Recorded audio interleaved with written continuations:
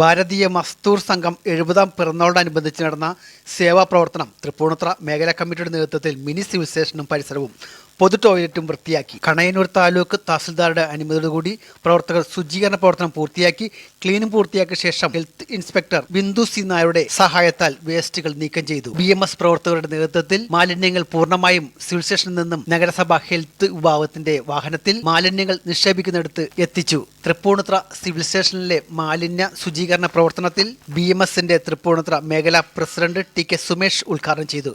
മേഖലാ secretary VG Viju, ML Sajeevan, KN അനുകും, CS Ranjith Jomon, Johnson എന്നിവർ നേതൃത്വം നൽകി.